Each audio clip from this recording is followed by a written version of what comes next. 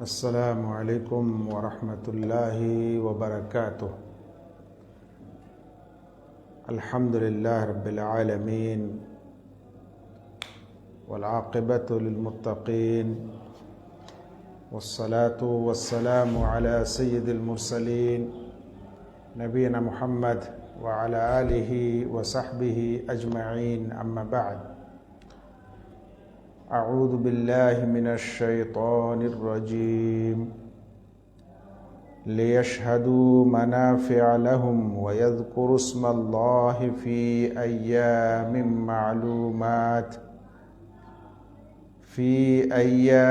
معلومات على ما رزقهم من بهيمة الأنعام.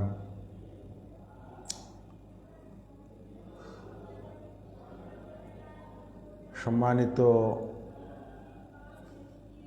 দর্শক শ্রোতা, আমাদের সোশ্যাল মিডিয়ার সোশ্যাল যোগাযোগের মাধ্যমে দিনী ভাই সকল, আজকে কিছুক্ষণের জন্য আপনাদের সম্মুখে উপস্থিত হয়েছি। বিষয়টি হয়তো মোবাইলের স্ক্রিনে আপনারা দেখতেও পেয়েছেন।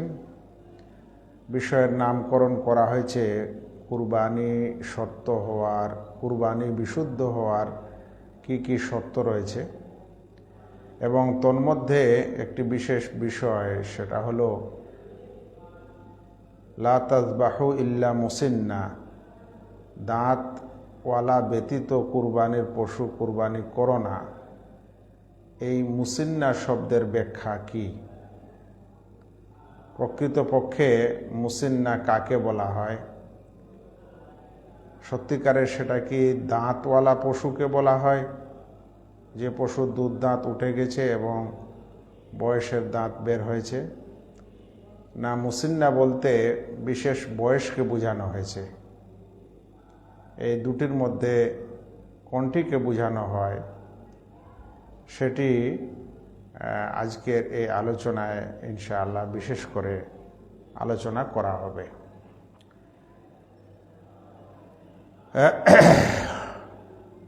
যে বিষয়ে আলোচনা করছি ভাই, সে বিষয়ে আলোচনা শুনেন। অন্য কোনো যান্ত্রিক সমস্যা, যোগাযোগের বিষয়, সেটা এই সময় বলা উচিত না। একটা উদ্দেশ্য নিয়ে আসা হয়েছে, সেই উদ্দেশ্যটা হোক। তারপরে তখন কারো ব্যক্তিগত কোনো সমস্যা থাকবে, ওটা ব্যক্তিগতভাবে বলতে হবে। জি, আজকে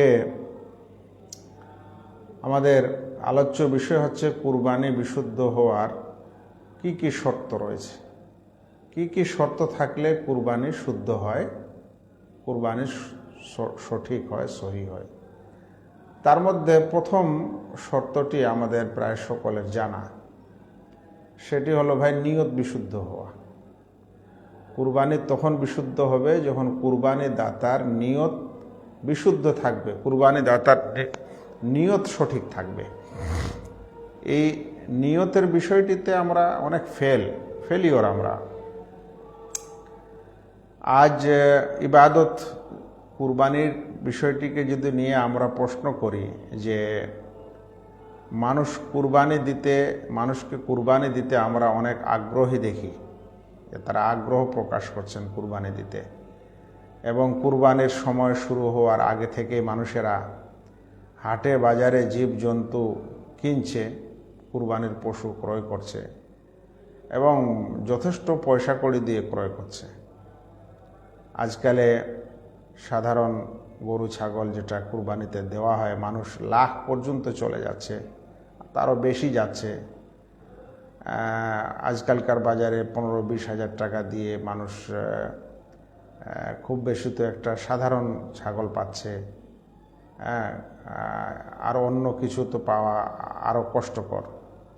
এখন একটি প্রশ্ন যদি আমরা করি আমাদের সমাজকে এবং এই সকল ভাইদেরকে এবং আমরা নিজেকে, যে কেন আমরা এই ইবাদতটি করতে এত আগ্রহ প্রকাশ করছি, আমাদের মাঝে এই আগ্রহটা এত বেশি কেন? তাহলে এর উত্তরটা কি দেওয়া যাবে বলেন তো? এর উত্তরটা কি হবে? দেখা যাবে যে কুরবানির বিষয়ে আগ্রহটার পিছনে রয়েছে সত্যিকারে ইবাদত যা আছে তার সাথে সাথে গোস্ত খাওয়া, মাংস খাওয়ার একটা প্রবণতা আছে, মাংস খাওয়ার একটা আগ্রহ আছে। তো কুরবানি জন্য মানুষের আগ্রহ, মুসলিম সমাজের আগ্রহের একটি কারণ, একটি অন্যতম কারণ হচ্ছে যে কুরবানিতে মানুষ গোস্ত খেতে পায়। মানে এই ইবাদতটি এমন একটি ইবাদত যেখানে আল্লাহ তাআলার কাছে কোনো গোস্ত মাংস যায় না। আল্লাহ তাআলা কোরআনে সুন্দর করে বলে দিয়েছেন, লা ইয়ানালাল্লাহু লুহুমুহা ওয়ালা দিমাউহা ওয়ালাকিন ইয়ানালুহুত তাকওয়া মিনকুম। আল্লাহ তাআলার কাছে রক্ত পৌঁছায় না, মাংস পৌঁছায় না, কিন্তু তোমাদের তাকওয়া পৌঁছায়। তাহলে এই ইবাদতে আল্লাহ তাআলার কোনো গোস্ত মাংস নেয় না, সেটা আমাদের কাছেই থাকে। সেই গোস্ত মাংস বছরে আমরা কতখানি খাই না খাই এটা আলাদা কথা, কিন্তু কুরবানিতে মানুষের গোস্ত খাওয়ার একটা আশা, একটা লোভ আছে। আর এর কারণেই আমরা মানুষকে বলতে শুনি, যদি বলা হয় যে ভাই কুরবানি কি দিবেন, না দিলে হয় আমার বাচ্চা কাচ্চারা সেদিন কোথায় যাবে, কি খাবে। তাহলে কুরবানি করার বিশেষ উদ্দেশ্য আমাদের সমাজের একটা বড় অংশের, যে তারা সেখানে গোস্ত মাংস খাওয়াকে প্রাধান্য দেন। এই মুসলিম জাত যে শুধু কুরবানির সময় খাওয়াকে প্রাধান্য দেন তা না। আমরা যদি এখন প্রশ্ন করি যে যতগুলা ইবাদত যেটা মানে খাওয়া দাওয়ার সাথে সম্পর্ক আছে যে ইবাদতে, সেখানে সেই ইবাদতটি করতে মানুষের আগ্রহ বেশি দেখা যায়। আকিকা ধরে নেন, দেখা গেল যে সেই লোক 5 ওয়াক্তের নামাজ ইত্যাদি পড়ে না, কিন্তু নিজের বাচ্চারা আকিকা দেওয়ার জন্য খুব আগ্রহী। আর এমনও কিছু আবার বিষয় আছে যে সেটা ইবাদতও নয়, কিন্তু ইবাদত করে ফেলেছে। কিভাবে? কারণ সেখানে খাওয়ার ব্যাপার স্যাপার আছে। যেমন ওই যে মৃত্যুর বার্ষিকী, মৃত্যুর 40, মৃত্যুর দশমিকা, সেগুলা তো দলিল প্রমাণ নেই, তারপরেও সেটাকে মানুষ পালন করে চলে যাচ্ছে।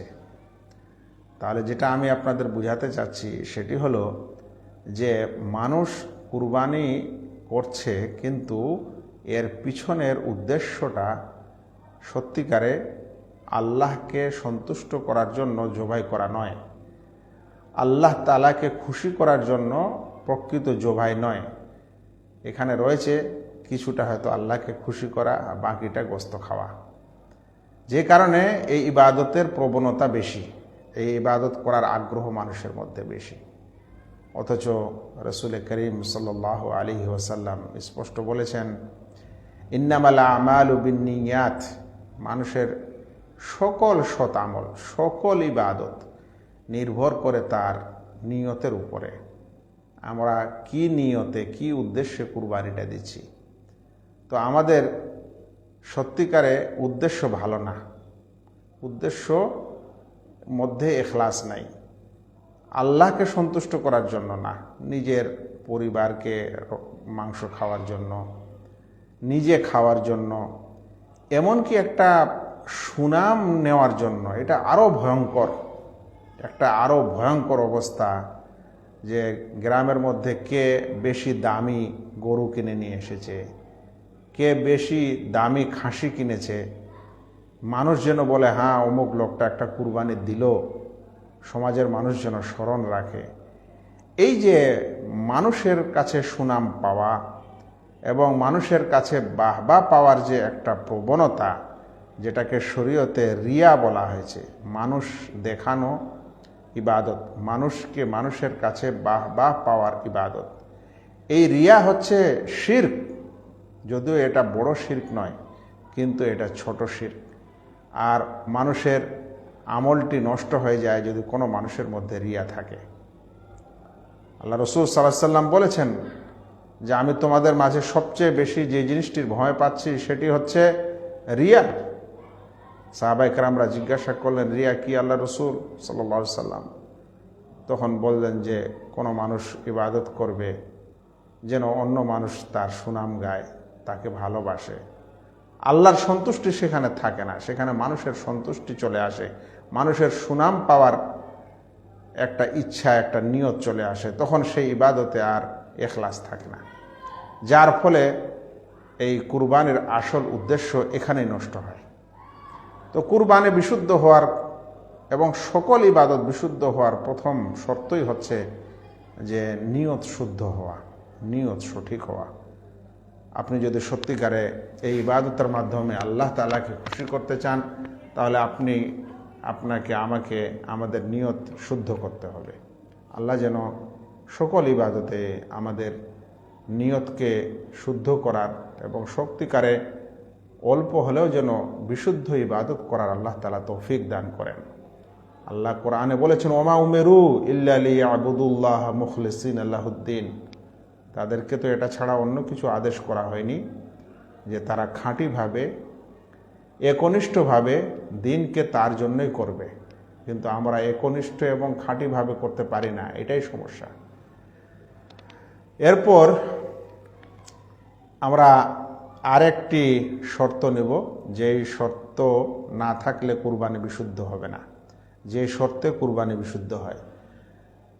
এই শর্তটি হচ্ছে যে কুরবানির পশুটি যেন চতুষ্পদ জন্তুর মধ্য থেকে হয় এবং গৃহপালিত চতুষ্পদ জন্তুর মধ্য থেকে হয়, যাকে শরিয়ার ভাষায় আনআম বলেছে, চতুষ্পদ জন্তু বলা হয়েছে।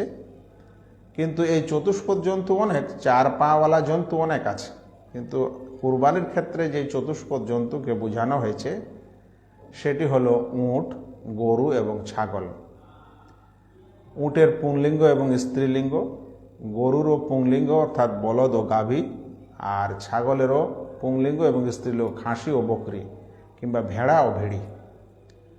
আল্লাহ তাআলা কোরআনে বলছেন, লিয়াশহাদু মানাফিআ লাহুম ওয়া ইয়াযকুরু ইসমাল্লাহি ফি আইয়ামিন মা'লুমাত আলা মা রাযাকাহুম মিন বাহিমাতিল আনআম, যেন তারা নিজের কল্যাণে উপস্থিত হতে পারে এবং নির্দিষ্ট দিনসমূহে, মানে কুরবানির দিনসমূহে আল্লাহর নাম নিতে পারে সে সকল পশুর উপর যেটা আল্লাহ তাআলা তাদেরকে দান করেছেন চতুষ্পদ জন্তু হতে। আর এই আনামের ব্যাখ্যায় ওই চার প্রকার পশুর কথা বলা হয়েছে, যেটা ইতিপূর্বে আপনাদেরকে বলা হলো। এটা আমাদের কাছে স্পষ্ট। এই বিধান থেকে যেটা বোঝা যায় যে চতুষ্পদ জন্তু যদি আরও থাকে এবং সেগুলো যদি হালাল হয়, তবুও সেটা কুরবানিতে জায়েজ নয়, কারণ সুন্নতে চতুষ্পদ জন্তু থেকে এই কয়েকটি জিনিসকে বোঝানো হয়েছে। যেমন ধরে নেন যে হরিণও চতুষ্পদ জন্তু, আর সেটা ইসলামে হালাল, কিন্তু হরিণ দিয়ে কুরবানি হবে না। হ্যাঁ, বিষয়টি হচ্ছে মহিষ দিয়ে কুরবানি হবে কি হবে না। তো ওলামাদের যেটা সিদ্ধান্ত এবং যেটা সঠিক সিদ্ধান্ত সেটা হলো, যে সকল স্থানে কুরবানি পাওয়া যায় না কিংবা গাভী ও বলদ কুরবানিতে নিষেধাজ্ঞা আছে দেশীয় আইন অনুযায়ী, এরকম স্থানে মানুষ ইনশাআল্লাহ মহিষ কুরবানি দিবে, কারণ মহিষ গাভীর অন্তর্ভুক্ত। গাভীর উপর মহিষকে কেয়াস করা হয়েছে। শরীয়তে বিভিন্ন শর্তে কেয়াস জায়েজ, তার মধ্যে এই ক্ষেত্রে ইনশাআল্লাহ গাভীর স্থানে মহিষকে ওলামা ইকরাম বলেছেন, যদি কোথাও গাভী ইত্যাদি না পাওয়া যায়। এখানে আমরা শুনছিলাম যে কুরবানির বিশুদ্ধ হওয়ার শর্তগুলো কি। প্রথম এবং দ্বিতীয় শর্তটি আমরা শুনলাম। এবার তৃতীয় শর্তটি শুনেন, যেটা একটু গুরুত্বের সাথে শুনবেন যদি আপনি সত্যিকারে মানে ছাত্র ভাই হয়ে থাকেন কিংবা গ্রামে আপনি আলেম, ইমাম ইত্যাদি এরকম দায়িত্বে থাকেন, তাহলে ইনশাআল্লাহ আপনার এই আলোচনাটি হয়তো কাজে দিবে ইনশাআল্লাহ। সেই কারণে বলছি, ভালো করে শুনবেন। সেটি হলো, কুরবানির পশুটি একটি বিশেষ বয়স সীমায় যেন পৌঁছে যায়, বিশেষ বয়সের হয়। কুরবানির পশুটি যেন একটি বিশেষ বয়সের হয়, সেই বয়সটারও ইসলামে বর্ণনা দেওয়া হয়েছে, হাদিসে এসেছে।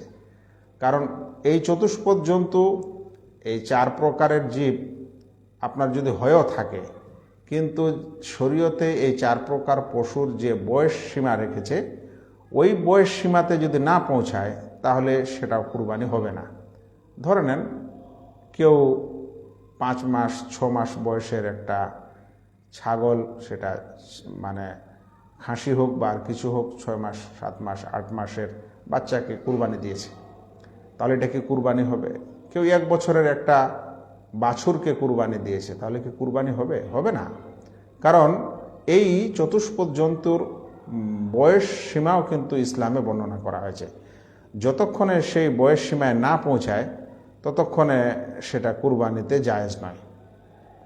তাহলে বলা যেতে পারে যে শরিয়ার দৃষ্টিতে নির্ধারিত যে বয়স আছে, সেই বয়স সম্পন্ন পশু হওয়া, তার পূর্বে তার কুরবানি দিলে সেটা জায়েজ নয়। এই বয়সের সম্পর্কে শরিয়ায় কি বলেছে কুরবানির বয়সের সম্পর্কে, এবং যেটাকে নিয়ে আমরা আমাদের সমাজে দাঁতওয়ালা এবং দাঁত ছাড়া এরকম বিতর্ক করে থাকি, এ বিষয়ে দলিলটি কি এসেছে হাদিসে? আমরা প্রথমে সে হাদিসটি শুনব। হাদিসটি জাবের রাদিয়াল্লাহু তাআলা আনহু থেকে বর্ণিত। রাসূল করিম সাল্লাল্লাহু আলাইহি সাল্লাম বলেছেন, লা তাযবাহু ইল্লা মুসিন্না ইল্লা আন ইয়াসুরা আলাইকুম ফাতাযবাহু জাযআহ মিনায যানি। রাসূল সাল্লাল্লাহু আলাইহি সাল্লাম বলছেন, তোমরা মুসিন্না ব্যতীত কুরবানি দিও না, তোমরা মুসিন্না ব্যতীত কুরবানি দিও না। কিন্তু যদি তোমাদের কষ্ট হয় মুসিন্না পেতে, তাহলে তোমরা ভেড়ার মধ্য থেকে 6 মাস বয়সের ভেড়াকে কুরবানি দিও। তোমরা মুসিন্না ব্যতীত কুরবানি দিও না। যদি মুসিন্না পেতে অসুবিধা হয় তাহলে 6 মাস বয়সের ভেড়া কুরবানি দাও। এখন এই মুসিন্না কাকে বলে, এ নিয়ে আমরা কিছু বিতর্ক এবং কিছু সাধারণ ইলম ও কথা আমরা সমাজে শুনে থাকি। সেটা হলো, আমাদেরকে বলা হয় মুসিন্না মানে দাঁতওয়ালা। মুসিন্না মানে দাঁতওয়ালা। দাঁতওয়ালা মানে যেই পশুর দুধ দাঁত পড়ে গেছে এবং বয়সের দাঁত বের হয়েছে। যার যে সকল প্রাণী পশুর দাঁত আছে, সেই দুধ দাঁতগুলি পড়ে যায়, যেমন মানুষেরও দুধ দাঁত পড়ে যায়। 7 বছর বয়সে আমরা জানি যে দাঁত উঠে। তো যে পশুর দাঁত উঠেছে সেরকম যেন হয়, এটাকে সাধারণ ভাষায় বলা হয় যে যেন দাঁতাল হয়। এখন এখানে যে শব্দটি এসেছে যে মুসিন্না ব্যতীত তোমরা কুরবানি করো না, মুসিন্না শব্দটার মানে কি আসলে দাঁতাল, দাঁতওয়ালা হওয়া, না এর অর্থ অন্য কিছু? আমাদেরকে একটু বিষয়টি বুঝতে হবে। মুসিন শব্দটি আরবি ভাষার সাহিত্য কেন্দ্রিক ব্যাখ্যা যদি করা যায়, তাহলে আল মুসিন এই শব্দটি হচ্ছে ইসিম ফাইল, কর্তাবাচক, আসান্না শব্দ থেকে এসেছে। বলা হয় রাজুলুন মুসিন্নুন, রাজুলুন মুসিন্নুন, যার বাংলা হলো বয়স্ক ব্যক্তি।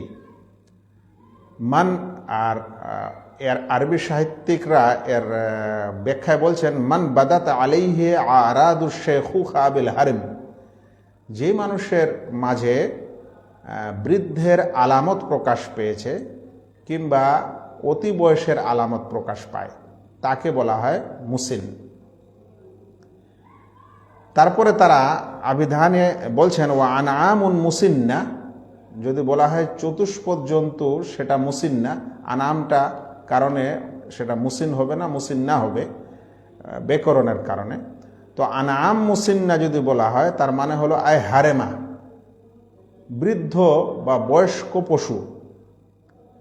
সেখানে তারা এটাও বলছেন যে পারিভাষিক অর্থে যদি মুসিনটা বলা হয়, তো আল মুসিন্ন মিনাল বাকারে, গাভী, মুসিন গাভী, এর মানে হলো মা কানা উমরুহু সানাতাইন ও দাখালা ফি সালেসা, যার বয়স 2 বছর এবং 3য় বছরে পদার্পণ করেছে, তাকে মুসিন বলা হয়।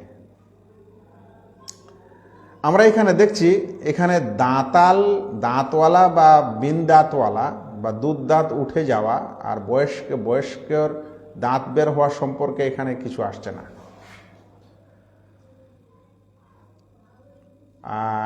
ভাই আপনারা প্রশ্ন করার সুযোগ পাবেন ইনশাআল্লাহ। যদি লাইন ক্লিয়ার থাকে আপনাদের এই সকল প্রশ্নের ইনশাআল্লাহ উত্তর দেওয়া হবে। আমি যদি আপনার এখন প্রশ্নগুলোর উত্তর দিতে লাগি তাহলে আমি যেটা বক্তব্য দিচ্ছি এটা কি পূরণ হবে? মানে ওই জিনিসটার থেকে কি আপনি জ্ঞান নিতে পারবেন না। সেজন্য ঠিক আছে, প্রশ্ন আপনারা করতে পারেন, কিন্তু উত্তরটা আলোচনার শেষেই হবে ইনশাআল্লাহ। তাহলে আবিধানিক ব্যাখ্যায় মুসিন মানে দাঁতওয়ালা এরকম কিছু ব্যাখ্যা পাওয়া গেল না। এবার শোনা যাক ওলামায়ে কেরামরা মুসিন্না শব্দের কি ব্যাখ্যা দিয়েছেন।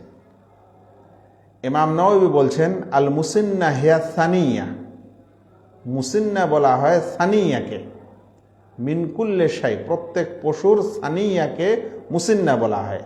সেটা উট হোক বা গাভী হোক বা সেটা কোনো ছাগল হোক। ওলামারা বলছেন যে মুসিন্না মানে হলো যে লা তাযবাহু ইল্লা মুসিন্না, তোমরা মুসিন্না ব্যতীত জবাই করো না, অর্থাৎ বালাগাত সিন্নান মুআয়্যানান, যত মানে মুসিন্না ব্যতীত মানে যেই পশু এক মুআয়্যান, এক বিশেষ বয়সে পৌঁছেছে, তার এক বিশেষ বয়স হয়েছে, ওই বয়স যখন হবে তখন সেটাকে তোমরা কুরবানি করো। ইমাম নবী বললেন কি যে মুসিন্না মানে সানি। এবার তিনি আরো বলছেন, ওয়াকাদ আজমাআতিল উম্মাতু আলা আন্নাহু লা তাজজি মিনাল ইবিলি ওয়াল বাকারে ওয়াল গানামি ইল্লা সানি, উম্মতের ঐক্যমত রয়েছে যে উট, গরু এবং ছাগল হতে সানি ব্যতীত কুরবানিতে যথেষ্ট না, জায়েজ না। এখন সানিটা কি জিনিস? কারণ তারা মুসিন্নার মানে করছেন সানি, তাহলে সানি কাকে বলা হয়? শেখ ইবনু উসাইমিন রাহিমাহুল্লাহ বলছেন যে বিশেষ বয়সে পৌঁছে যাওয়া যেন সেটা সানি হয়, বলছেন বেআন তাকুনা সানিয়ান, যেন পশুটি সানি হয়। তারপরে তিনি বলছেন ইনকান আমিনাল ইবিলে আবিল বাকারে আবিল মাযে, পশুটি যেন সানি বয়সের হয় যদি সেই পশু উট বা গাভী বা ছাগল হয়। ওয়া জাযান ইনকান আমিনাল যানে, আর পশুটি যেন জাজা হয় যদি ভেড়া হতে হয়। পশুটি যদি ভেড়া হয় তাহলে যেন জাজা হয়, আর ভেড়া বাদে যদি এই তিন প্রকার হয় তাহলে পশুটি যেন সানি হয়। তারপরে বলছেন ফাসানি মিনাল ইবিলে, তাই উটের মধ্য থেকে সানি উট বলা হয় মা তাম্মা লাহু খামসু সিনিন, যেই উটের 5 বছর পূরণ হয়েছে। ওয়াসানি মিনাল বাকারে মা তাম্মা লাহু সানাতান, আর গাভীর মধ্য থেকে, গরুর মধ্য থেকে সানি বলা হয় যার 2 বছর পূরণ হয়েছে। ওয়াসানি মিনাল গানামে, আর ছাগলের মধ্য থেকে সানি বলা হয় মা তাম্মা লাহু সানা, যার 1 বছর বয়স পূরণ হয়েছে। ওয়াল জাজা মিনাল জানে, আর হাদিসে যে শব্দ আসলো ভেড়া হলে জাজা, তো বলছে জাজা মিনাল জান, এই জাজা শব্দটা জানের সাথে, ভেড়ার সাথে খাস। মা তাম্মা লাহু নিসফু সানা, যার 6 মাস বয়স হয়েছে। এই তথ্যটি ফতোয়া লাজনা দাইমা, মানে স্থায়ী ফতোয়া কমিটিতে তারাও এই তথ্যই দিয়েছেন, এই বর্ণনায় তারা দিয়েছেন। আমি এখানে একটি আপনাদেরকে, যারা একটু তালেবে ইলম পর্যায়ের ভাই এবং আলেম পর্যায়ের ওলামা ইনশাআল্লাহ, তারা একটি জিনিস এখানে সহজে ইনশাআল্লাহ বুঝতে পারবেন। যখন হাদিসটিতে বলা হলো যে তোমরা মুসিন্না ব্যতীত কুরবানি করো না, কিন্তু যদি কষ্ট হয় তাহলে ভেড়ার মধ্য থেকে জান কুরবানি করো, এই কথাটা তো স্পষ্ট আমাদের কাছে যে ভেড়া হলে জান করো। তো জান কাকে বলে? জান এর অর্থ প্রায় সকল ওলামার কাছে এটা যে 6 মাস বয়সের ভেড়াকে জান বলা হয়। তাহলে জান শব্দটা দিয়ে বয়স বুঝায়, 6 মাসকে বুঝায়। তাহলে মুসিন্না শব্দকে দিয়ে কি বুঝাবে? জান শব্দটা যখন রাসূল সাল্লাল্লাহু আলাইহি ওয়াসাল্লাম ব্যবহার করছেন হাদিসে, কথাটা ইনশাআল্লাহ বুঝতে সক্ষম আপনারা, যে একটি হাদিসে এক প্রকার পশুর বেলা বলছেন যে মুসিন্না ব্যতীত কুরবানি করো না, কিন্তু যদি না পাও তাহলে ভেড়ার মধ্য থেকে জানকে করো, তাহলে জাজাকে করো। ভেড়ার মধ্য থেকে জাজা করো, সরি ওটা জাজা হবে, ইতিপূর্বে আমি জান বলেছি। ভেড়ার মধ্য থেকে জাজা বলো, জাজাকে কুরবানি দাও। তাহলে জাজা কাকে বলে? জাজা ওই ভেড়াকে বলে যে ভেড়ার বয়স 6 মাস। তাহলে যদি ভেড়ার বেলা 6 মাস হয়, তাহলে বাকি পশুর বেলায় দাঁতওয়ালাতে যাবে না বয়সের সাথে সম্পর্ক থাকবে? কারণ এই শব্দের অপোজিট অর্থ বা কাছাকাছি অর্থ এখানে যেহেতু 6 মাসকে বুঝিয়েছে, তাহলে মুসিন্না শব্দতেও মাস বা বছর বা সময়কে বোঝানো হবে, দাঁতা এবং না দাঁতাকে বোঝানো হবে না। সেজন্য আরব ওলামায়ে কেরামগণ পূর্বের এবং এখনো তারা যখনই সানি কথাটি নিয়ে এসেছেন, মুসিন্না মানে সানি, আর সানি হচ্ছে পশুর একটা বিশেষ সময়সীমা। ওই সানিটাকে বলা হয় প্রত্যেক পশুর মধ্য থেকে, যদি উট হয় তাহলে 5 বছর হওয়ার পর 6 বছরে যেটা পা রাখে, গাভী হলে 2 বছর হওয়ার পর 3 বছরে যেটা পা রাখে, আর ছাগল হলে 1 বছর বয়স পূরণ হওয়ার পর 2য় বছরে যেটা পা রাখে, সেটাকে সানি বলা হয়। ইবনু কুদামা তিনি সাহিত্যিকদের থেকে নকল করে বলছেন, এদা মাদাতিল খামেসা আলাল বাইর ও দাখালা ফিস সাদিসা, যখন কোনো উট 5 বছর পূরণ করে 6 বছরে পদার্পণ করে, ওয়া আলকা সানি আতাহু, আর তার সানি পড়ে যায়, ফাহুয়া হিনা এদিন সানি, তখন তাকে সানি বলা হয়। এই কথাটা থেকে একটি জিনিস বোঝা যায় যে সাধারণত যখন পশু সানি হয় তখন তার দাঁত পড়ে। যেমন উটের 5 বছর বয়স হওয়ার পর যখন 6 বছরে যায় তখন তার দাঁত পড়ে। কিন্তু আমরা যদি দাঁত পড়ার ব্যাখ্যা করি তাহলে সমস্যাটা কোথায় হবে? সমস্যাটা 1 নম্বর হলো যে ওলামাদের যেটা ব্যাখ্যা আছে, সানি মানে একটা বিশেষ বয়স, আমরা বিশেষ বয়সটার ব্যাখ্যা না করে দাঁতাল ব্যাখ্যাটা করছি, এটা 1 নম্বর সমস্যা। 2য় নম্বর সমস্যা হলো এমন কিছু হতে পারে, এমন কিছু পশু হতে পারে যেটা দেখা গেল যে উট তার 5 বছর বয়স হয়ে গেছে, 6 বছরে পড়েছে, কিন্তু এখনো তার দাঁত পড়ে না।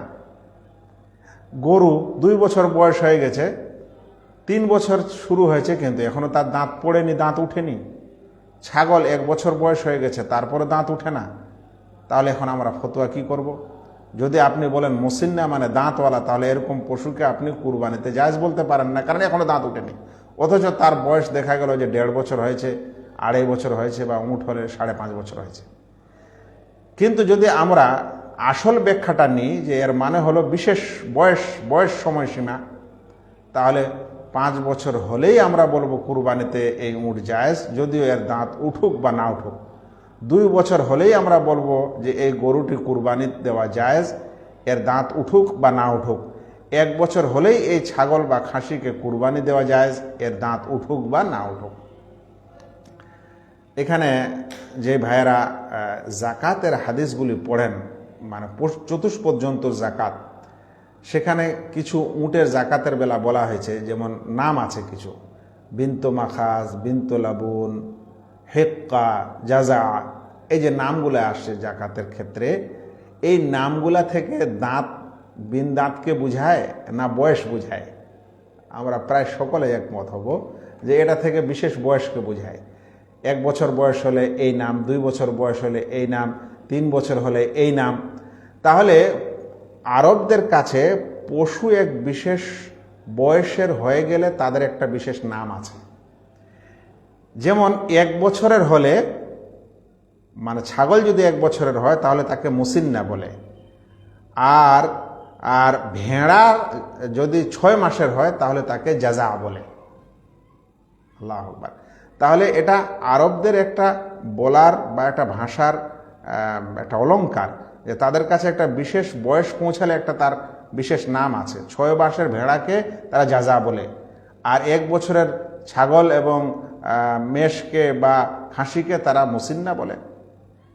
কিন্তু আমরা মুসিন্নার মানে এই দাঁতওয়ালা পশু এরকম ব্যাখ্যা করে থাকি, যে ব্যাখ্যাটা সত্যিকারে মারজুহ ব্যাখ্যা, প্রকৃত ব্যাখ্যা নয়। সেজন্য পশুর ক্ষেত্রে দাঁত হওয়া নয়, বয়স হওয়াটাই গ্রহণীয়। এখন আপনারা বলবেন যে সে কীভাবে বুঝবো যে এটা পশুর 1 বছর হয়েছে কি না,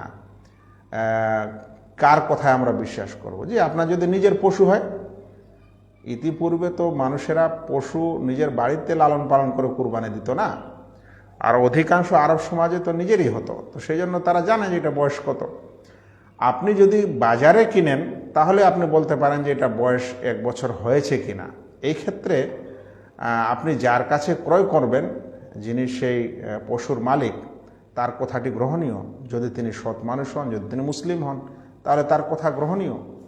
কারণ যেহেতু তিনি মালিক, আর একজন মুসলিমের ক্ষেত্রে আসল রূপ হচ্ছে সে সত্যবাদী, যতক্ষণে মিথ্যার কোনো আলামত তার কাছে প্রকাশ না পায়।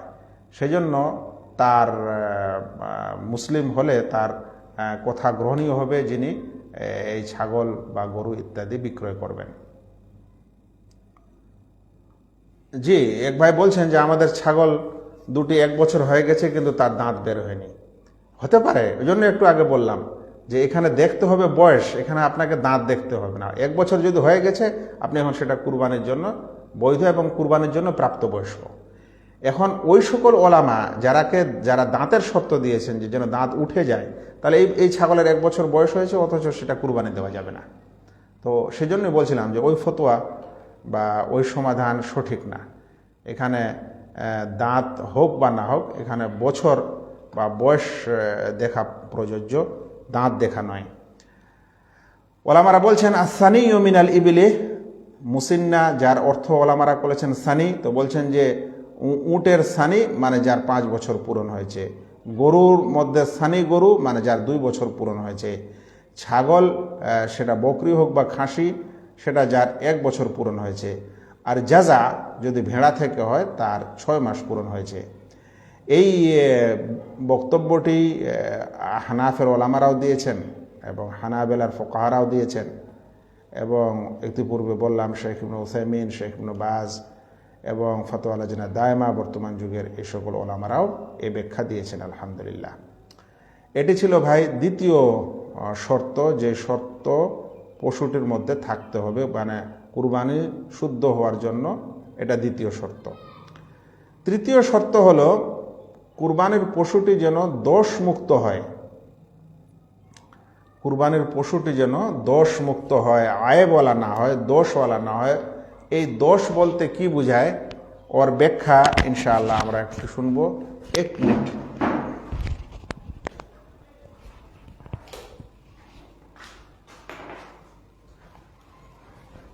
জি, বলছিলাম যে কুরবানি বিশুদ্ধ হওয়ার জন্য কুরবানির পশুটি যেন অবশ্যই কি হয়, আমরা একটু আগেই বললাম যে সেটা যেন দোষমুক্ত হয়। তো কুরবানিতে কোন পশু দোষণীয় আর কোন পশু দোষণীয় নয়, এ সম্পর্কে ইসলাম ক্লিয়ারলি স্পষ্টভাবে আমাদেরকে সমাধান দিয়েছে। প্রিয় নবী মুহাম্মদ মুস্তাফা সাল্লাল্লাহু আলাইহি ওয়াসাল্লাম এর একটি হাদিস বারা ইবনে আযিব রাদিয়াল্লাহু তাআলা আনহু বর্ণনা করছেন। তিনি বলেন যে রাসূল সাল্লাল্লাহু আলাইহি ওয়াসাল্লাম বলেছেন, লা ইয়াজুজু মিনাদ যাহায়া, আর অন্য বর্ণনা এসছে আরবাউন লা তাজুজু ফিল আদাহি, 4 প্রকার দোষণীয় পশু কুরবানিতে জায়েজ নয়, মানে সেটা কুরবানি দিলে জায়েজ হবে না। 1 নম্বর হলো আল আওরা উল বাইয়িন আওয়ারুহা, স্পষ্ট টেরা। দ্বিতীয়টি হচ্ছে ওয়াল আরজা উল বাইয়িন আরাজুহা, স্পষ্ট খোঁড়া। তৃতীয় দোষটি হচ্ছে ওয়াল মারিদাতুল বাইয়িন মারাদুহা, স্পষ্ট রোগা। চতুর্থ দোষটি হচ্ছে ওয়াল আজফা উল্লাতি লা তুনকি, এত বয়স্ক যার হাড়ের মজ্জা শেষ হয়ে গেছে, এরকম বয়স্ক পশু। তাহলে এখানে 4টি দোষের কথা বলা হলো। 1 নম্বরটি কি, যে স্পষ্ট টেরা, অন্ধর কথা না, এসেছে স্পষ্ট টেরা। টেরা কাকে বলা হয়? টেরা বলা হয় যে পশুর চোখ হয় ভিতরে ঢুকে গেছে কিংবা নিজ স্থান থেকে উপরে উঠে এসেছে, যে কারণে সোজা দেখে না, ওকে বলা হয় টেরা। দেখছে একদিকে, মানে দূর থেকে দেখে মনে হচ্ছে চোখটা একদিকে আছে কিন্তু দেখছে আর অন্যদিকে, একে বলা হয় টেরা। তো টেরার ব্যাখ্যায় বা আল আওয়ার এর ব্যাখ্যায় ওলামারা বলছেন এটা দুই ধরনেরই হতে পারে। একটা চোখ ভিতরে ঢুকে গেছে, সেটা আওয়ার হতে পারে, কিংবা চোখ নিজ স্থান থেকে উপরে উঠে গেছে, আর দেখার সময় সে দেখার পজিশন তার ঠিক নয়, যেদিকে দেখছে মনে হচ্ছে এদিকে দেখছে কিন্তু আসলে সেদিকে দেখছে না, একে বলা হয় টেরা। তো স্পষ্ট টেরা এরকম যদি পশু হয় তাহলে তার কুরবানি জায়েজ হবে না। এখানে কিন্তু খুব বুঝার দুটি জিনিস আছে, যে এখানে দলিলে কিন্তু একটাই কথা আসলো, স্পষ্ট টেরা। এখন যদি বলা হয় যে তাহলে যদি অন্ধ হয় এক চোখের, তাহলে সেটা কুরবানিতে জায়েজ আছে কিনা, আর এর জায়েজ ও না জায়েজের দলিল নিয়ে আসেন। তাহলে আপনার কাছে দলিল আছে স্পষ্ট টেরার, কিন্তু স্পষ্ট অন্ধের দলিল নাই। কিন্তু এই দলিল থেকেই বোঝা যায় যে যদি স্পষ্ট টেরাটা জায়েজ না হয় তাহলে অন্ধটা তো আরো জায়েজ হবে না। এটা বোঝা যায় কি যায় না? এই বুঝাকে বলা হয় দলিলকে বুঝা। অনেক সময় আপনারা আমাদেরকে বলেন যে এর দলিলটা কি, এর দলিলটা কি। আরে ভাই, আপনি দলিলটা আপনাকে আমি দিতে পারি, কিন্তু দলিলটা কি বুঝবেন? দলিলটা বুঝার কি ক্ষমতা আছে? কারণ যেমন এখানে বলা হলো স্পষ্ট টেরাটা জায়েজ নয়, তাহলে অন্ধটা কিভাবে জায়েজ হতে পারে? এখন কেউ যদি বলে যে শেখ অন্ধর কথা তো আসেনি, আপনি এই দলিল থেকে অন্ধের কথা কেন বলছেন? তা আমরা বলবো এখানেই হচ্ছে বুঝার বিষয়, এখানেই ওলামাদের সিদ্ধান্তের প্রয়োজন হয়। এখানে আরও একটি জিনিস বুঝার বিষয়, যে এই যে 4টি দোষের কথা বলা হয়েছে, তাহলে এর চেয়ে নিম্ন পর্যায়ের দোষ যদি হয় তাহলে সেটা কুরবানিতে চলবে কি চলবে না? আমরা বলবো এর চেয়ে নিম্ন পর্যায়ের দোষগুলি কুরবানিতে চলবে, কারণ এটা অধিক সীমার দোষ বর্ণনা করা হয়েছে হাদিসে, যে সবচেয়ে বেশি দোষ হচ্ছে এই 4টি দোষ। তার মানে এর চেয়ে কম দোষ হলে কুরবানিতে জায়েজ হবে, এর চেয়ে বেশি দোষ হলে কুরবানিতে জায়েজ হবেই না। আর যে দোষগুলি বর্ণনা করা হচ্ছে সেগুলো তো হবেই না। তাহলে 3টি দলিল আছে এই একটি দলিলেই, একটি দলিলে আরো 2টি আছে। যেমন স্পষ্ট টেরাটা জায়েজ নয়, তার মানে এর চাইতে বেশি দোষ যেমন অন্ধ, সেটাও জায়েজ নয়। এর চেয়ে কম দোষ দেখা গেল চোখ দিয়ে পানি পড়ছে, তাহলে আমরা বলবো এটা কুরবানিতে জায়েজ আছে, না জায়েজ না। উত্তম কি অনুত্তম এটা আলাদা কথা, জায়েজ মধ্যে পড়বে, কারণ ওর যেটা দোষ চোখের ব্যাপারে বলা হয়েছে সেটা স্পষ্ট টেরা হওয়া, এর চাইতে বেশি দোষ অন্ধ হওয়া, কিন্তু এর চেয়ে কম দোষ থাকলে সেটা বর্ণনা করা হয়নি, কারণ সেটাতে ছাড় আছে। এবার দ্বিতীয় শব্দ ছিল যে স্পষ্ট খোঁড়া। খোঁড়া বলতে কি বোঝায়? ওলামারা বলছেন যে একটা পশুর পালে যদি পশু যায় 10, 20, 40, 50, 100টা পশু, কোনো একটি পশু পা ল্যাংড়াচ্ছে, খোঁড়াচ্ছে, যে কারণে তাদের সাঁত ধরতে পারছে না, সে তাদের সাথে বরাবর যেতে পারছে না, ও পিছিয়ে যাচ্ছে, এটাকে বলা হবে খোঁড়া। আমাদের দেশে অনেক পশু পা ওটাকে বলা হয় টেনে এরকম করে ফেলে, মানে সোজা হয়ে যায় না, টেনে ফেলে বা বাঁকা হয়ে ফেলে, এগুলো সব স্পষ্ট খোঁড়া। এখন কোনো পশু মানে উপর নিচে চলার কারণে একটু পায়ে ব্যথা হয়েছে, আবার সাময়িকভাবে কিছুক্ষণ পর ভালো হয়ে যাবে, ওটাকে বলে না খোঁড়া। বলে যে সে সত্যিকারেই খোঁড়া, খুঁড়িয়ে খুঁড়িয়ে হাঁটছে এবং সোজা হাঁটতে পারছে না বা সাধারণ পশুর সাথেও যেতে পারছে না। এখান থেকে এটাও বোঝা যায় যে যদি খোঁড়ার চাইতে বেশি দোষ থাকে, পাটাই ভাঙা, ট্যাং ভাঙা, তাহলে সেটা কুরবানিতে জায়েজ হবে কি হবে না? বলবে সেটা হবে না, কারণ খোঁড়ায় যদি জায়েজ না হয় তাহলে ওর চাইতে বেশি দোষ হলা তো আরও জায়েজ হবে না। আর বলবো তাহলে ওর চাইতে যদি কম দোষ হয়, বলবে ইনশাআল্লাহ তাহলে যাবে। এমন খোঁড়া বোঝা যাচ্ছে একটু পায়ের সমস্যা আছে, কিন্তু পশুদের সাথে চলাফেরা উঠা বসাতে কোনো সমস্যা নেই, তাহলে বলবো সেটা জায়েজ আছে, কিন্তু উত্তম হলো যে কোনোই দোষ না থাকা। তৃতীয় দোষের কথা এসছে স্পষ্ট রোগা। স্পষ্ট রোগা, রাসূল সাল্লাল্লাহু আলাইহি ওয়াসাল্লাম প্রত্যেকটা শব্দের সাথে স্পষ্ট কথা বলেছেন, মানে অস্পষ্ট রোগ থাকলে সেটা কুরবানিতে জায়েজ হবে। স্পষ্ট রোগা কাকে বলে? যার রোগের আলামত এবং যার রোগের নিদর্শন স্পষ্ট শরীরের উপরে, পশুর চামড়ার উপরে, পশুর গায়ে, পশুর অবস্থা দেখা যাচ্ছে পশুটা হাঁপাচ্ছে খুব জোরে জোরে, লালা পড়ছে, হাঁপাচ্ছে, বা জ্বর এসছে, পশুকে বোঝা যাচ্ছে কাঁপছে, তাহলে এটাকে কি বলে? স্পষ্ট রোগা বলে। স্পষ্ট এমন কিছু পেচ্ছাপ পায়খানা করছে যেটা রোগের স্পষ্ট আলামত, নিদর্শন, এটাকে বলা হয় স্পষ্ট রোগা। তাহলে যদি স্পষ্ট রোগার চাইতে বেশি রোগ হয়, মানে রোগে পড়ে আছে আর উঠতেই পারে না, তাহলে ওর কুরবানি হবে কি? ওটারও কুরবানি হবে না। কারণ এই রোগের যদি না হয় তাহলে ওটা তো আরও বড় রোগ। বা দেখা গেল যে পশুর আরও ভিতরে ভেটেরিনারির কাছে অনেক ধরনের রোগ ধরা পড়েছে, তাহলে বলবো এটা জায়েজ হবে না। কিন্তু স্পষ্ট রোগ আর নয়, রোগ আছে কিন্তু হয়তো সেটা অস্পষ্ট, ভালো করে বোঝা যাচ্ছে না। আচ্ছা, তারপরে দেখা গেল যে মানে ওর বিশেষ আলামত বাইরেও পাওয়া যাচ্ছে না, তাহলে তো সেটা ইনশাআল্লাহ জায়েজ। চতুর্থ নম্বর হচ্ছে বৃদ্ধ বয়স্ক পশু, খুবই বয়স হয়ে গেছে, যার ফলে পশুর হাড়ের মজ্জা চলে গেছে। যখন বয়স বেশি হয় তখন হাড়ের ভিতরে যে মজ্জা থাকে সেই মজ্জা নষ্ট হয়ে যায়, তাহলে সেই পশু কুরবানিতে দেওয়া জায়েজ হবে না। কিন্তু তার চেয়ে যদি বয়স কম থাকে, দেখা গেল যে দাঁত হিসাবে তার সকল দাঁত ক্ষয়ে গেছে কিন্তু এখনও শরীর স্বাস্থ্য ভালো আছে, আর ওরকম বয়স নেওয়া হয়নি যে হাড়ের মজ্জা চলে গেছে, তাহলে বলবো ইনশাআল্লাহ সেটা জায়েজ আছে, যদিও বয়স হয়েছে। তাহলে এই চারটি যদি দোষ থাকে, এই চারটি দোষ এবং এর চেয়ে অধিক দোষ থাকলে সেটা কুরবানিতে জায়েজ নয়। কিন্তু এই চার দোষের কম দোষ যদি থাকে তাহলে আমরা বলবো, যেমন কম দোষটা কেমন হয়, যেমন লেজটা কাটা আছে, চামড়ায় কোথায় দাগ আছে, চিরা আছে, কোথাও কান ফুটা আছে, কাটা করা আছে, তো এগুলো ইনশাআল্লাহ কুরবানিতে জায়েজ আছে। কিন্তু উত্তম হলো এগুলো থেকেও ভালো হওয়া, তাহলে এটা উত্তম কুরবানি হলো, আর এটা জায়েজ, না জায়েজ নয়। এখানে ওলামাদের একটি গবেষণাও আছে, সেটি হলো যদি কোনো অঙ্গে দোষ থাকে, যেমন কানে দোষ, তো কানের অধিকাংশে দোষ না কানের বিশেষ স্থানে দোষ, বাকিটা ঠিক আছে।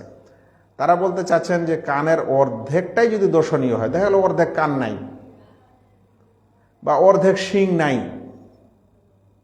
তো তারা বলছেন যে অর্ধেকের বেশি যদি হয়ে যায় তাহলে ওটা ফের ওই দোষের অন্তর্ভুক্ত হয়ে যাবে যে চার স্পষ্ট দোষের কথা বলা হয়েছে। আর যদি এর চেয়ে কম দোষ হয়, কোথাও কান একটু ফুটা আছে বা কোথাও একটু ছেঁড়া আছে সামান্য, তাহলে আমরা বলবো যে এটা ছোট দোষ এবং এই দোষের ফলে কুরবানি জায়েজ আছে, কুরবানি না জায়েজ নয়। এখানে আরেকটি জিনিস উল্লেখ করতে হবে যে কুরবানির পশু কেনার পর যদি কুরবানির পশুটি দোষণীয় হয়ে যায়, কেনার সময় দোষ ছিল না, কেনার পরে দোষ হয়েছে, দেখা গেল যে কেনার আগে ল্যাংড়া ছিল না, কেনার পরে ল্যাংড়া হয়ে গেছে, বাড়িতে রেখেছিল, কোনো বিশেষ স্থানে পড়ে গিয়ে ল্যাংড়া হয়ে গেছে, রোগা হয়ে গেছে, রোগ হয়েছে, তো এটা কি করা যাবে? ওলামারা বলছেন যে কোনো ভালো পশুকে কেনার পর মালিক যখন বাড়িতে নিয়ে আসবে তখন সেটা আল্লাহর ওয়াস্তে, আল্লাহর জন্য নির্ধারিত হয়ে গেল। এই পশুর যদি দোষ হয়, সেটা রোগ হোক বা এরকম শারীরিক কোনো দোষ হয়, এই দোষের কারণটা যদি সেই কুরবানি দাতা হয় স্বয়ং, মানে যে কুরবানি দিবে তার কারণেই দোষ হয়েছে, দোষের কারণটা সে, কেমন বলবেন দোষের কারণটা সে? জানে যে এটা উঁচু জায়গা পাহাড় আর এটা নিচু জায়গা, পাহাড়ে বেঁধে দিয়েছে, পড়ে যেতে পারে, ওর নিজের অবহেলার কারণে, কুরবানি দাতার অবহেলার কারণে দোষ হয়েছে। বলবেন কেমন? ওই যে বললাম যে জানে যে পশুকে এই সময় এত ঠান্ডা বাইরে রাখলে রোগ হবে, তাও রেখেছে, জানে যে রাস্তার ধারে রেখেছে, এখানে গাড়ি ঘোড়া সবসময় যাতায়াত করবে, যে কোনো সময় অ্যাক্সিডেন্ট হতে পারে, তাও ওখানে বেঁধেছে। তো কুরবানির পশুর কেনার পর মালিক যদি অবহেলা করে আর অবহেলার কারণে কুরবানির পশুটি দোষণীয় হয়ে যায়, তাহলে ওই স্থানে তাকে অন্য কুরবানি দিতে হবে, দণ্ডটা তাকে লাগবে এবং ওই স্থানে অন্য কুরবানি দিতে হবে। কিন্তু দোষ যদি তার অবহেলায় না হয়, এমনিতে হয়ে গেছে, সে ভালো জায়গায় রেখেছিল, ধরে নেন নিজের বাড়িতে রেখেছিল, চুরি হয়ে গেছে, যেখানে নিজের গরু ছাগল রাখে সেখানে রেখেছিল, চুরি হয়ে গেছে, আর নিজের অবহেলাতে চুরি হয়, যেমন নিজের গরু ছাগলগুলো ভালো জায়গাতে রেখেছে আর কুরবানির গরুটাকে অবহেলার স্থানে রেখেছে, তাই চুরি হয়ে গেছে, এটাকে বলা হয় তার অবহেলায় চুরি হওয়া। তো তার অবহেলায় যদি চুরি হয় তাহলে তাকে আবার ওই স্থানে কুরবানি দেওয়া জরুরি। আর যদি তার অবহেলায় না হয়, যেমন বললাম যেখানে নিজের পশু রাখে সেখানে রেখেছে যত্ন সহকারে, তারপরও চুরি হয়ে গেছে, তাহলে সেই স্থানে তাকে কুরবানি দেওয়া জরুরি নয়। সে দিলে দিবে, আলহামদুলিল্লাহ সওয়াব পাবে বেশি, কিন্তু জরুরি তার উপর হয় না। এটাকে বলা হয় কুরবানির দর্শনীয় এবং নির্দোষ, এবং কোন দোষগুলি গ্রহণীয় কোনটা নয়, এবং কেনার পর দর্শনীয় হলে কি করতে হবে। আলোচনার শেষ পয়েন্টটিতে চলে যাই, সেটি হলো কুরবানি বিশুদ্ধ হওয়ার আরেকটি শর্ত হচ্ছে কুরবানি নিজ সময়ে করা। কুরবানির পশুকে জবাই করা কুরবানির সময়ে। 10ম জিলহিজ্জায় কুরবানি শুরু হয়। এখন যারা মুকিম মানুষ হবেন, যারা নিজ নিজ কুরবানি কিনে বাড়িতে আছেন,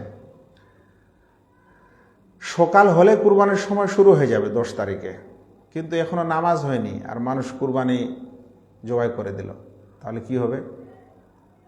তাহলে নামাজের আগে, সালাতের আগে কুরবানির পশু কুরবানি করে দিলে সেটা কুরবানি হবে না, সেটা এমনি গোস্ত খাওয়া কুরবানি হবে।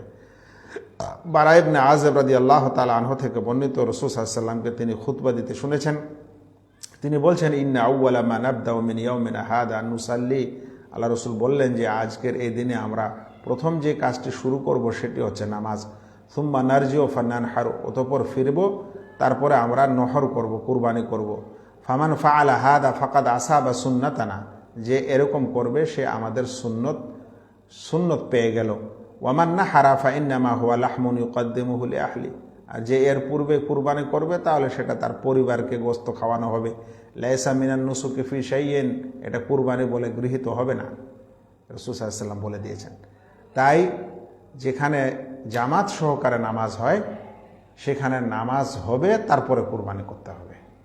তবে এখানে একটি জিনিস আবারও বোঝায় যে এমন যদি কোনো স্থান থাকে যেখানে 2-1 জনই মুসলমান বসবাস করছে, আজকাল কত ইউরোপ আমেরিকায় হয়, কেউ কাজ করতে যায় সেখানে হয়, বা দেখা গেল একদম নতুন বসতি কোথাও 1-2 জন রাস্তার ধারে আছে আর ঈদের জামাত তার কাছাকাছি নাই, বহু দূরে আছে, যেতে পারেনি, তাহলে তারা কখন কুরবানি দিবে? তারা কুরবানি দিবে যখন সেই দেশের মানুষেরা কুরবানি দেয়। যতটা সময় কুরবানি দেয় অন্য জায়গার মানুষেরা নামাজ পড়ার পর যে সময় কুরবানি দেয় সেরকম সময় হলে তারা কুরবানি দিবে, তাদের উপর নামাজ জরুরি হবে না।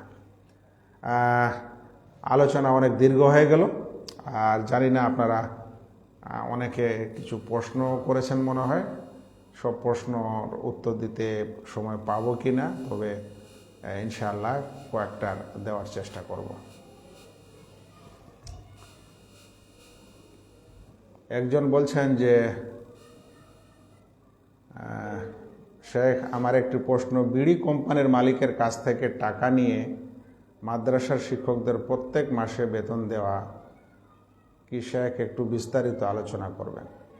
বিড়ি কোম্পানির মালিক হোক বা যে কোনো হারাম ইনকামের মালিক হোক, যদি তাদের হারাম ইনকাম থেকে আপনি নিশ্চিত হন যে যেই টাকাটা তারা দিচ্ছে দানস্বরূপ, মাদ্রাসা মসজিদ ইত্যাদি যে কোনো জায়গায় যেই টাকাটা তারা দিচ্ছে দানস্বরূপ, সেই টাকাটা নিশ্চিত হারাম ইনকামের, তাহলে সেই হারাম ইনকামের দান নেওয়া যাবে না। কিন্তু যদি ওই কোম্পানিগুলোর মধ্যে হালাল হারাম মিশ্রিত ইনকাম থাকে, হালালেরও ইনকাম আছে হারামেরও ইনকাম আছে, আর ওরা ওই সময় দান দিয়েছে, তাহলে আর আপনি নিশ্চিত না যে সেটা হারাম থেকেই এসেছে, তাহলে আপনি ইনশাআল্লাহ নিতে পারেন। এর বেশি কথাবার্তা এদিক ওদিক বলে কোনো লাভ নেই। এটা ওলামায়ে কেরামদের ক্লিয়ার সমাধান এটা। এখন আপনি এটা থেকে কি বুঝছেন, কিভাবে কি করবেন না করবেন, এটা আপনার ব্যাপার। এখানে আর প্যাঁচ ট্যাচ দিয়ে কিছু লাভ নেই। যে সকল মানুষ জানতে পারবে যে নিশ্চিত হারাম ইনকাম থেকেই তারা দান দিচ্ছে, তাহলে নেওয়া যাবে না। কিন্তু যারা দান দিচ্ছে তাদের কাছে যদি হালাল হারাম উভয় ধরনের ইনকাম থাকে আর লেনেওয়ালা এটা না জানতে পারে নিশ্চিতভাবে যে এটা হারাম থেকে দেওয়া হচ্ছে, তাহলে সে নিতে পারে। হ্যাঁ, তাদের কাছে যদি অপশন থাকে যে ওর চাইতে ভালো মানুষের কাছে পাওয়া যাবে, তাহলে তাদের কাছে নিবে, বেশি ভালো। কিন্তু যদি নিতেই হয় তাহলে সমাধান এটা। কেউ মসজিদ মাদ্রাসাতে নিয়োগ হওয়ার সময় বেতন দর কড়াকড়ি হয়, এটা কতটুকু শরীয়ত সম্মত? দর কড়াকড়ি না করলে যদি তারা বেতন না দেয় বা সেই মানুষকে ঠকায়, তাহলে বেতন করে নেওয়াই ভালো। সব কথাগুলোর সারাংশ বলছি আমি। এগুলো কথা বোঝাইতে গেলে আবার একটা করে আলোচনার দরকার। মসজিদ, মাদ্রাসা, মক্তব এগুলো হলো দিনের কাজ, কিন্তু যেই লোকটা কাজ করতে আসবে ওই লোকটা কি মানে ও আর ওর বাচ্চা কাচ্চা ওর ফ্যামিলি সব রোজা থাকবে 24 ঘন্টা? এটা তো হবে না। ওরও অতখানি ওরও দরকার পয়সা করে যতখানি আপনার আমার দরকার। এখন কিছু মসজিদ মাদ্রাসার কমিটি নিয়োগ দেওয়ার সময় সেই মানুষ তাকওয়া পরহেজগারের কারণে সে বলল না যে আমাকে এত দিবেন কিছু, আর তারপরে তাকে নিয়োগ দেওয়ার পর ওর সঙ্গে কি করছে, ওর সঙ্গে বেইনসাফি করছে। তাহলে এরকম পর্যায়ের সমাজ যদি হয় সেখানে ইনশাআল্লাহ বেতন সেতন করে নেবে। কিন্তু যিনি বেতন নেবেন তার অন্তরে যেন শুধু বেতন নেওয়ার নিয়ত না থাকে, বরং বেতন এবং তার ওই দিনের কাজ উভয়টি করার নিয়ত থাকে এবং সওয়াবের আশা থাকে। ওস্তাদজি, আমার প্রশ্নটা হচ্ছে, আমরা 3 ভাই মিলে যদি কোরবানি দেই কিন্তু টাকা কম বেশি আছে, তাহলে কি সমস্যা হবে? কোনো অসুবিধা নাই। আপনারা 3 ভাই যদি একত্রে থাকেন, একত্রে আপনার যদি ইনকাম সিনকাম হয়, একত্রে যদি আপনাদের উঠা বসা খাওয়া দাওয়া এগুলোর ব্যবস্থা আছে, হাঁড়িটা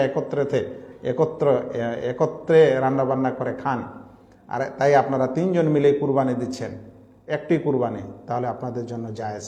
টাকা কম হোক আর বেশি হোক, যে যেমন এখলাসের সাথে কষ্ট করে পয়সা করে দিবে সে ওই অনুযায়ী আল্লাহ তাআলার কাছে পয়সা সওয়াব পাবে। কিন্তু আপনারা 3 জন ভাইয়ের যদি ভিন্ন ভিন্ন ইনকাম ও খাওয়া দাওয়া পরিবার থাকে, তাহলে আপনারা একটা ছাগল দিলে তখন হবে না, আপনার একটা গরু দিলে হবে। কারণ একটা গরুতে 7 জন পর্যন্ত শরিক হতে পারে। কিন্তু যদি আপনারা একই পরিবারের 3 জন হতেন, 3 ভাই, আর একই সাথে খাওয়া দাওয়া উঠা বসা ইনকাম আছে, তাহলে ওই সময় আপনাদের কম করে হলে একটা ছাগল দিলেই হয়ে যেত।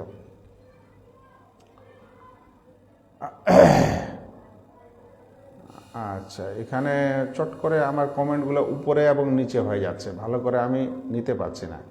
যার সামর্থ্য থাকা সত্ত্বেও কুরবানি দেয় না, সেজন্য আমার ঈদগাহে না আসে, এই হাদিসটির সহি না জয়ীফ? এই যে যদি সহি হয় তাহলে সামর্থ্যের পরিমাণ নির্ধারণ কতটুকু? এই ঝট করে আপনারা জিজ্ঞাসা করছেন হাদিসটা সহি না জয়ীফ।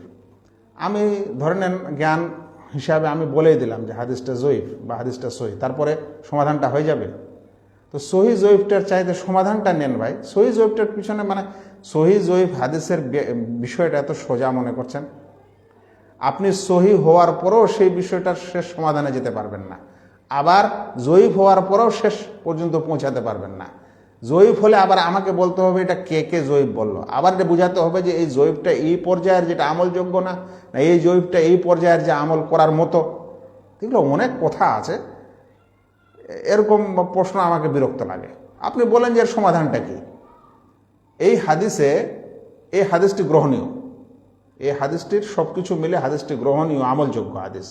কিন্তু এই হাদিসটার অর্থটা কি, এত কি বুঝায়? এই হাদিসের অর্থটা এখানে যাদের সামর্থ্য থাকার পরেও কুরবানি করে না, তাহলে তাদেরকে এই হাদিসে ধমক দেওয়া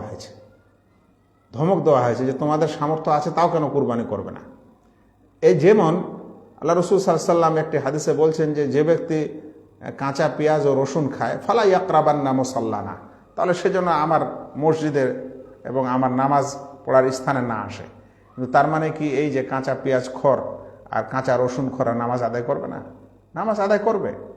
এখানে ওরকম, তারা আমার ঈদগাহে আসবে না এটা ধমক, কিন্তু তারা ঈদগাহে যাবে এবং তারা ঈদগাহে নামাজও পড়বে। কিন্তু বলা হচ্ছে এখানে কুরবানির গুরুত্বটা বোঝা যাচ্ছে যে সামর্থ্যবানকে কুরবানি করতে হবে। তারপরেও এই সামর্থ্যবানকে শিথিল করা হয়েছে কিছু সালাফের আমল দ্বারা। তারা এটাকে সুন্নতে মুআক্কাদা মনে করেন, ওয়াজিব মনে করেন না। তো এটা ওয়াজিবের দলিল না, এটাকে ধমক স্বরূপ বলা হয়েছে এবং এর গুরুত্ব বোঝা হয়েছে, কিন্তু এর দ্বারাই এটা ওয়াজিবকে বুঝায় না।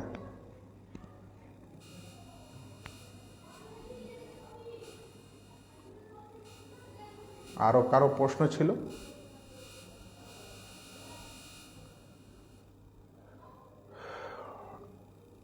আমার নম্বর এরকম আমি পাবলিকলি আপনাকে দিতে পারবো না ভাই, যে ভাইদের কাছে আছে তাদের কাছেই নিতে পারেন। আচ্ছা, এখানে আরো কিছু ছিল কি?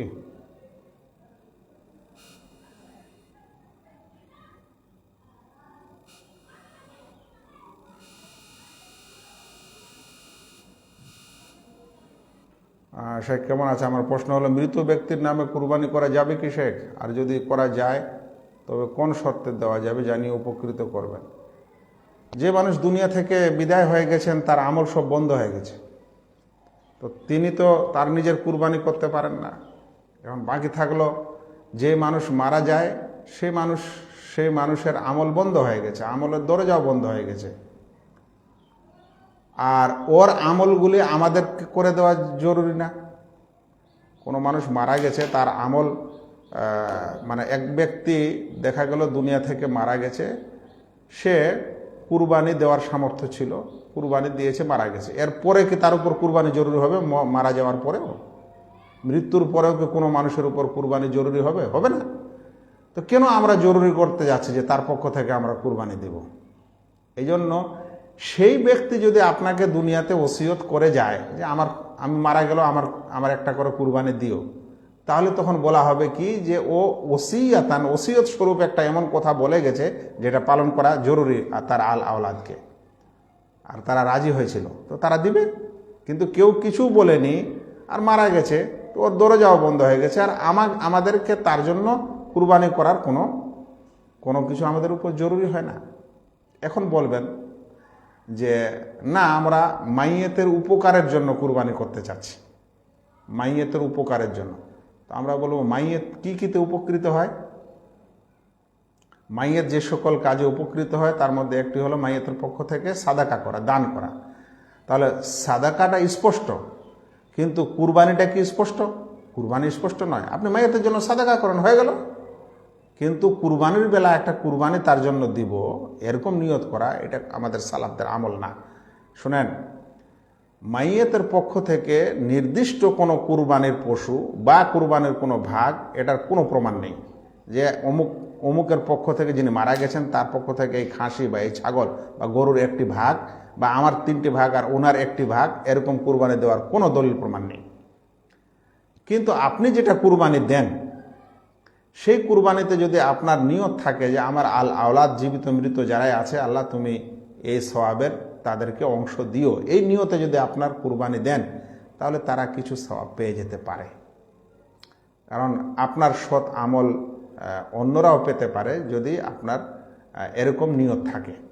তো সেই জন্য রসুল করিম সাল্লাল্লাহু আলাইহি ওয়াসাল্লাম যখন কুরবানি দিয়েছিলেন, দেওয়ার পর বলেছিলেন এটা আমার পক্ষ থেকে এবং আমার উম্মতের পক্ষ থেকে। আর উম্মতের কিছু মানুষ জীবিত ছিলেন, মৃত ছিলেন, এই ক্ষেত্রে বলা যেতে, এই কারণে ওলামারা বলছেন যে এই সময় কুরবানি দিতে গিয়ে যদি কেউ বলে যে আমার আত্মীয় স্বজন বা আওলাদ যারা মারা গেছে, আল্লাহ এটা আমার পক্ষ থেকে, আমার জীবিত মৃত সকল আওলাদের পক্ষ থেকে, তাহলে ওই হাদিস অনুপাতে বলা যেতে পারে যে তারাও কিছু সওয়াব পাবে ইনশাআল্লাহ। কিন্তু নির্দিষ্ট করে কোনো একটি আলাদা কুরবানি করা বা আলাদা ভাগ দেওয়া, এটা জায়েজ না।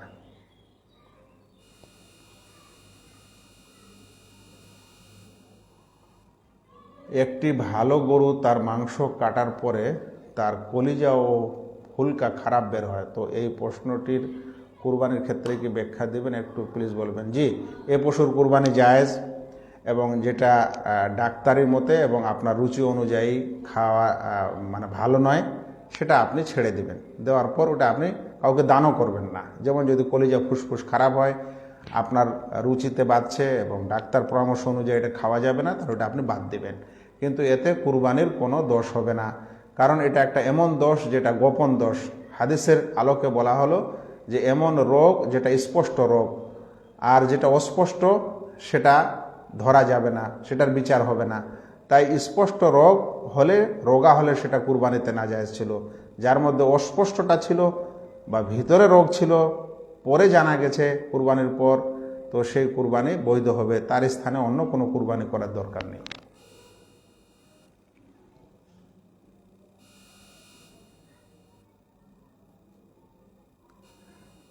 জি, আমি লাইভ শেষ করছি। আল্লাহ তাআলা যেন আমাদের সকলকে আজকের যে বিষয়গুলি আলোচনা হলো, বিশেষ করে মুসিন্না তাৎপর্য এবং কুরবানির দোষ ত্রুটিকে কেন্দ্র করে যেগুলো হলো, সেই বিষয়গুলি যেন ভালো করে বুঝার এবং সত্যিকারে চিন্তা করার, এবং শুরুতে যে কুরবানিতে ইখলাসের কথা বলা হয়েছে, খাঁটি আল্লাহর জন্য ইবাদতটি করার, সেই সকল বিষয়টি যেন আমরা ভালো করে খেয়াল রাখি এবং সেই অনুযায়ী কুরবানি দিই। আল্লাহ যেন আমাদের সকলকে এই ইবাদতে শরীক হওয়ার এবং এর সওয়াব পাওয়ার এবং সমাজের ভুল ত্রুটিকে দূর করার তৌফিক দান করেন। আমিন। আসসালামু আলাইকুম ওয়া রাহমাতুল্লাহি ওয়া বারাকাতুহু।